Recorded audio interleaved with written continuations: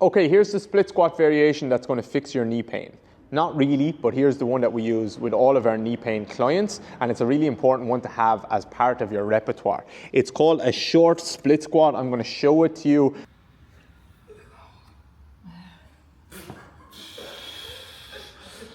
I'm going to break it down and I'm going to explain some of the pros and cons, especially for your more common knee problems or pathologies or whatever word you want to use, patellar tendinopathy, fat pad impingement, and meniscus problems. So the short split squat is very, very simple. You take a shorter stance than usual. You'll see a lot of kind of ATG split squats and stuff like that where they take a really long stance and they drive their knee as far forward as they can and backwards as they can. Form goal is hamstrings, back of thigh, cover calves. And our short split squat is just a short stance where you go more, you focus more on going down and up rather than forward and back. And there's a few key components which we'll get into in the practical when I explain it. But first, why do we choose the short split squat? Or maybe a more important question, why do we not choose other types of split squats or some other quad exercises some of the time? If we think about patellar tendinopathy, first of all, what do you not want to do with patellar tendinopathy? You don't want to bring the knee joint into a position, usually the end range in particular, where the patellar tendon is getting a lot of compression. That's going to cause massive flare-ups with people. And that's going to happen in that last, it's happening where your calf is touching your hamstring, practically speaking, in that like knee as far forward or squatting as deep as you possibly can. So when you're working with a patellar tendinopathy, you want to choose a variation where you can load the quads and load the knee joint, but you're trying to avoid the last, let's say, 30 degrees of range of motion at the knee. It depends on the person's knee, to be honest, and it depends how deep that they can get. But basically, you're trying to avoid the end range. You don't want to compress the crap out of that tendon. It's not going to be helpful for you whatsoever. So a short split squat is really good for that reason, and I'll show you that in a minute. Oh, I nearly fell off the bench. A fat pad impingement is going to be, usually these people are more intolerant to extension. So if you ask someone like this to stand up and they squeeze their quad, even in a closed chain environment like that where they're standing up, they can literally just squeeze their quad and they might start to feel pain in and around or under the kneecap. And actually, this is a surprisingly common, it's not just fat pad impingement, but there is people there that are a little bit intolerant to extension, and you won't necessarily hone in on that all of the time, because let's say they do a leg extension exercise or a squat exercise or something like that, particularly like a leg extension, and they come up into an extended position all of the time, and they wake up the next day and their knee is sore. They think that their knee is sore because they have loaded their quad or because they've done the leg extension. But actually, it's probably sore just because they kept coming into that extended position and they're just getting that impingement all the time. So with something like a fat pad impingement and other types of knee issues, you're better off avoiding loading that extended position just for a little while. Same with the tendon, you don't need to avoid this forever, just for a little while. And we're talking about the short split squat as like the first variation of split squat that we choose for these knee issues. And it works well because it's kind of like almost like regardless of these knee issues. So with the fat pad, you almost want to avoid the 0 to 30 degrees, the first 0 to 30 degrees. So if I was to draw a knee joint like this maybe, versus if it was a patellar tendon, it's the last 0 to 30 degrees. So that might look something like this, okay? Don't at me about my drawings. Then if you have a meniscus, again, you probably want to think about protecting the knee joint in that bottom range of motion. Again, some people can get caught or locked up as they go into that deeper knee bend position. So again, you're looking at the bottom 30 degrees, let's say. And these, again, with degrees is These are just rough numbers now, but basically if we're thinking patellar tendon, load the quad but avoid this very, very end range. If we're thinking about meniscus, load the quad but avoid this very, very end range. And if we're thinking fat pad impingement or something like that, load the quad but avoid this very extended range. So we have a short split squat that we can use that actually avoids all of these things together. It avoids getting us into that fully extended position at the top and potentially flaring up an impingement. And it's not always easy to diagnose. It's relatively easy to diagnose. I won't even talk about that in this video, but it's not always super easy to diagnose exactly what's going on. It shouldn't be that hard to diagnose a patellar tendon. A lot of split squats, if you look on the ATG pages and stuff like that, they promote all of these, like drive your knee as far forward as possible.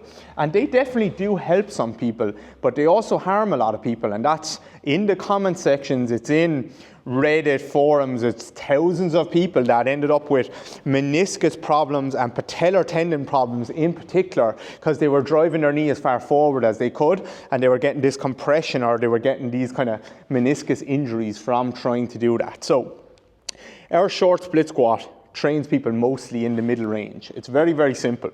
We cue people by, will I move this board? I'll move it back a little bit. Don't fall. So we cue people by saying, cue number one, can you take, if I'm talking about my right foot here, can you take your left foot off the floor? Perfect. You're now standing on your right leg. We take a short stance, which is place your left foot back behind you, but don't put all your weight back on it. So definitely on your right leg, because your left foot is off the floor. So you're going to stay on your right leg, but you're just going to pop your left foot back behind you for a bit of balance. Yeah, it can be on the ball of the foot on the left foot, but I don't want you to put all your weight back there. So number one, we're actually able to put people in on top of their working leg. Number two, we're just asking them to soften their knee a little bit, and we're not asking them to drive out into this extended position. From there, all we're asking them to do is sit down, keep as much of the load on this leg as possible, and then push up without fully extending their knee. This is really important, and if we can do this, even at the top, I'm not asking people to wait at the top or anything like that. We're just working through this range here, and if you do this and you really cue this like driving down through the floor all of the time, especially on the concentric, you're going to get a humongous quad pump, which is really what you want for all of these people. So if we think about the short split squat in terms of the benefits that we can get, if I put down little pluses, plus number one, quad strength. And I know that that looks like a simple movement there, but we use this with world-class athletes and they get blown up through the quads. They do build a lot of strength and they do build a lot of muscle mass as well. And it's easy to progress and it's easy to load. So quad strength, number one.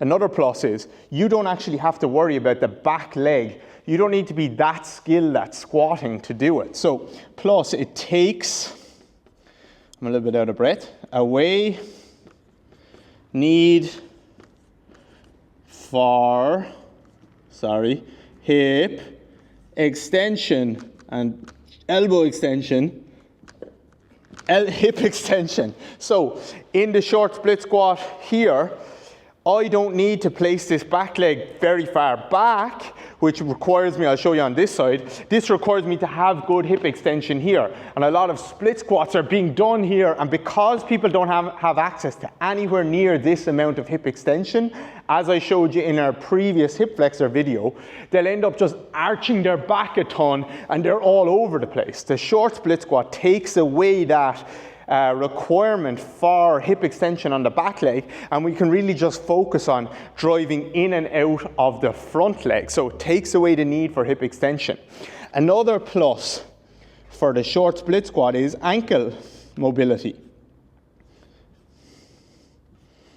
Ankle mobility. So we are getting people into a positive shin angle and we're keeping them there. Because I said we're not getting them to extend their knee at the top, and they're not allowed to shift all their weight backwards onto the back leg, we're actually keeping them in this positive shin angle, and they're working from there throughout. So we start to pick up a lot of ankle dorsiflexion and a lot of length through the soleus, which is something that a lot of people need to work on in general, but definitely people in the rehab process with us.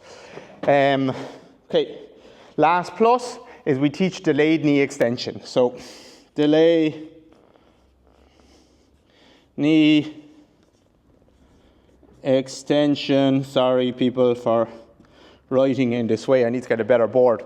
Delayed knee extension is something that we need to do another video or a different video on. And push. More glad, absolutely. Good. But in terms of anyone who wants to get back to athletic movement, running, jumping, sprinting, changing direction, basically anything, you need to teach them, not need to teach them, but they need to be able to, you don't necessarily need to teach them, but they need to be able to delay their knee extension. So, for example, if I'm on my right leg and I want to push forward in space like this, I have to make sure that I get my hip to extend forward to push, rather than I'm on my leg, my knee is bent, and then I just straighten my knee. If I straighten my knee, there's two big problems with that. Go, Roxy.